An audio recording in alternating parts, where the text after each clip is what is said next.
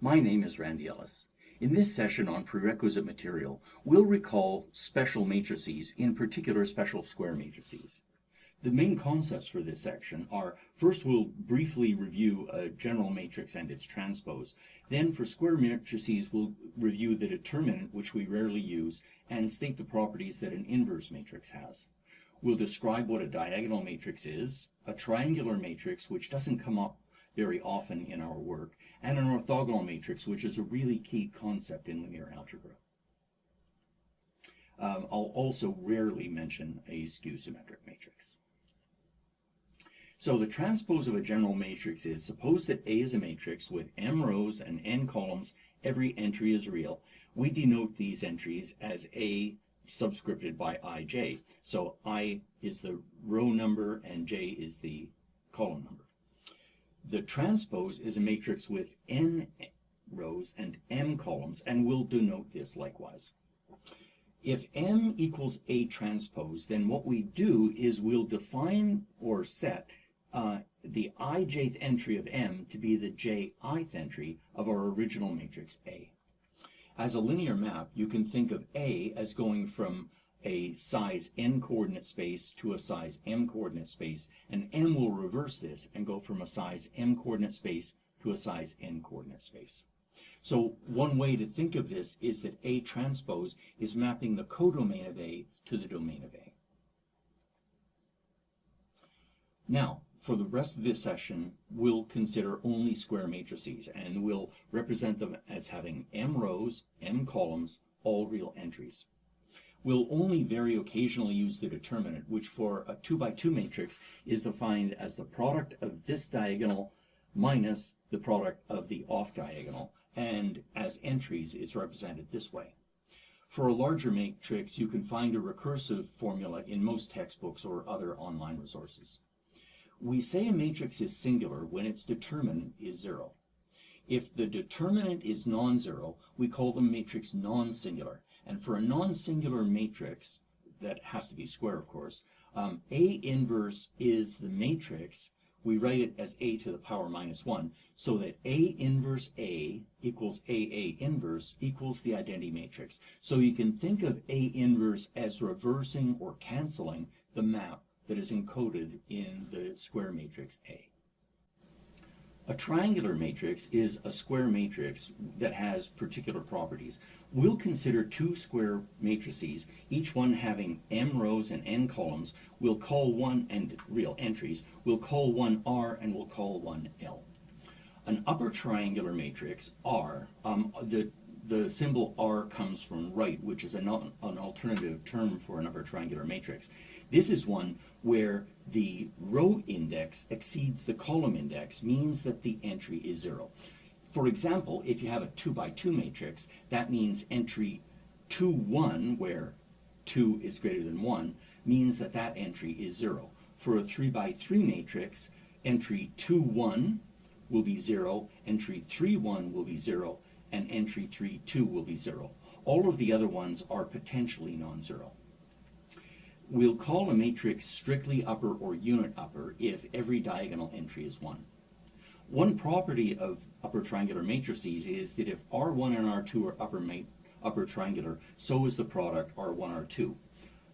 Likewise, if R1 and R2 are unit upper, we're guaranteed that the product is a unit upper triangular matrix.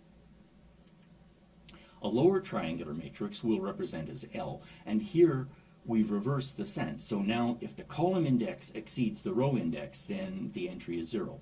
For our simple 2 by 2 example, this means that entry 1, 2, where the column exceeds the row index, has to be 0. And for a 3 by 3 matrix, it would be entries 1, 2, 1, 3, and 2, 3 that are guaranteed to be 0. Other entries might also be 0, of course. And a strictly lower one is defined as having all diagonal entries. The same property of closure obtains, and we'll note in general that upper triangular matrices do not commute, lower triangular matrices do not commute. So these constitute non-abelian groups. A symmetric matrix is something that we'll come across quite often. And here we'll represent it as a square matrix B. And here the entries are that it's symmetric means that the ijth entry of the matrix is the same as the jith entry of the matrix. A way to write this in matrix form is to say that B equals B transpose. So if a matrix equals its transpose, then this condition must obtain. A skew-symmetric matrix is something that we'll only rarely come across in our material. We'll represent it for now by the letter S, and we'll later reuse that letter S. Here, a skew-symmetric matrix means that the ijth entry is the negative of the jith entry. This can be written in matrix form as S equals minus S transpose, or sometimes minus S equals S transpose, because we can multiply both sides by -1 and the equation will still hold. We'll observe in passing that that means that the diagonal entries of a skew-symmetric matrix have to be 0, because if entry II equals minus entry II, the only way that can hold is if that entry is 0. An orthogonal matrix is a key concept in a lot of linear algebra. Here we're going to represent it as the symbol Q. And an orthogonal matrix has orthonormal columns. So that means that each column, viewed as a vector, has to have a magnitude of 1, and any two distinct columns have to have a dot product of 0. So let's look at what happens if we have a matrix Q and we multiply it by its transpose when it has this orthonormal property. Well, we can work this out as being the ijth entry is the ith column transpose times the jth column, which is qi dot qj. If I is not equal to j, because these are orthogonal, it's 0. If I equals j, then because it has to be a unit vector, it's 1. And that means that Q transpose times Q is the identity matrix, and that means that the inverse of an orthogonal matrix is its transpose. How can we summarize this session? Well, for a square matrix, the inverse is written as a to the power -1, but we always say a inverse, and this has the property that its product is always the identity. A diagonal matrix has off-diagonal entries of 0. An upper triangular matrix has higher row index is guaranteed to be 0. The reverse is true for a lower triangular matrix. For a orthogonal matrix, the matrix times its transpose is the identity, meaning that the matrix transpose is the matrix inverse.